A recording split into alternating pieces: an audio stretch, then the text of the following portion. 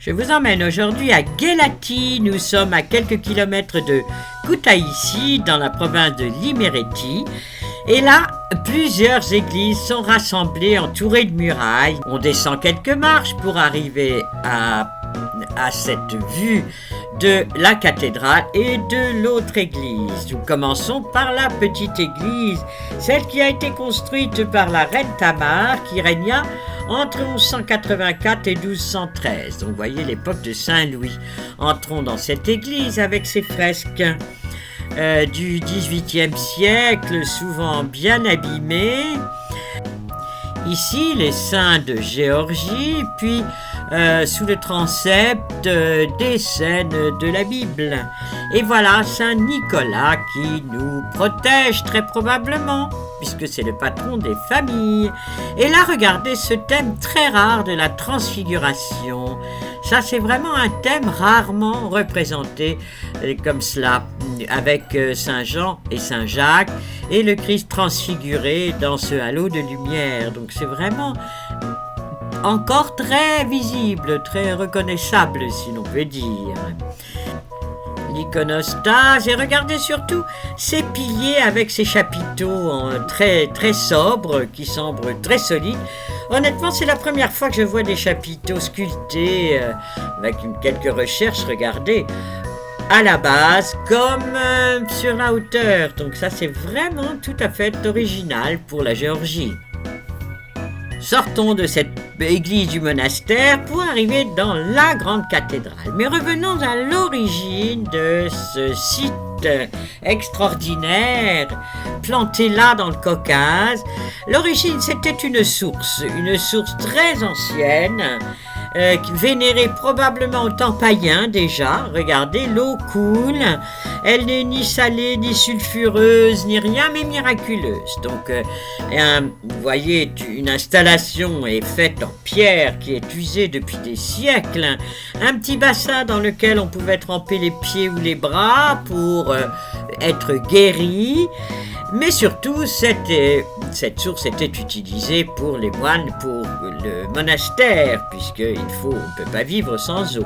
Voilà ce clocher, nous sortons de ce clocher pour aller vers la cathédrale. Donc mon époux est là et un ami moine de Shefton qui est venu visiter avec nous cet endroit. Mais regardez, on voit rien des fresques, on voit rien des mosaïques, car l'UNESCO a entrepris de restaurer ce site qui était en très très mauvais état. Enfin, je ne sais pas ce qu'ils vont arriver à sauver comme fresque, mais peut-être.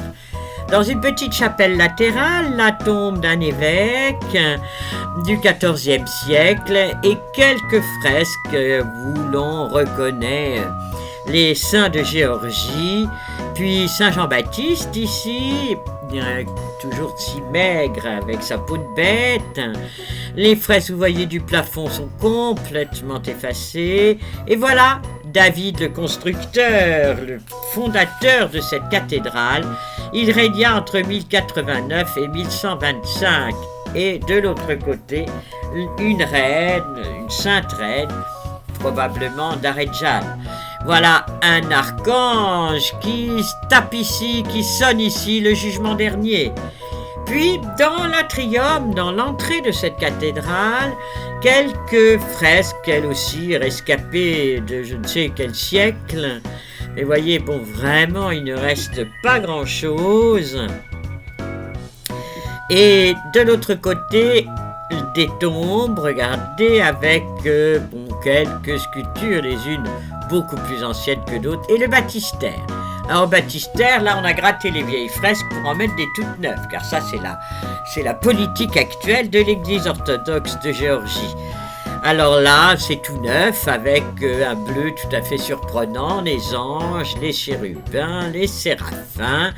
Et au centre, vous avez toute l'Église, le symbole de toute l'Église qui accueille le nouveau baptisé.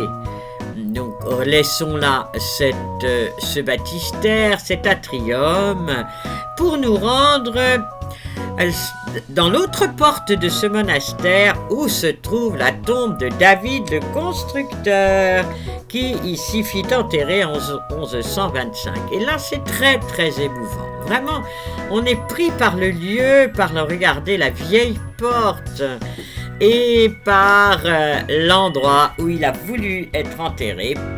En 1125, regardez la vieille pierre usée par les pas de tous ceux qui ont marché sur sa tombe, car c'était sa volonté. Sortons de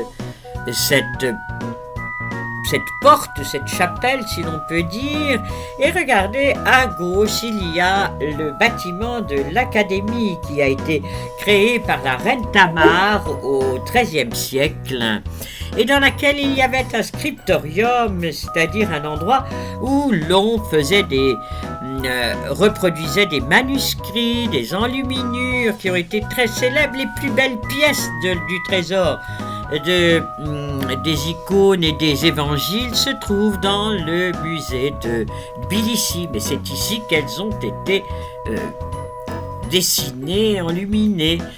Dans cet ensemble, donc, il y avait non seulement la cathédrale, donc pour l'évêque, le catholicone pour le monastère, mais aussi une école biblique. C'est pourquoi ce bâtiment est aussi imposant. Probablement, les conférences étaient données là par de très célèbres théologiens, donc vraiment un centre religieux de la plus haute importance.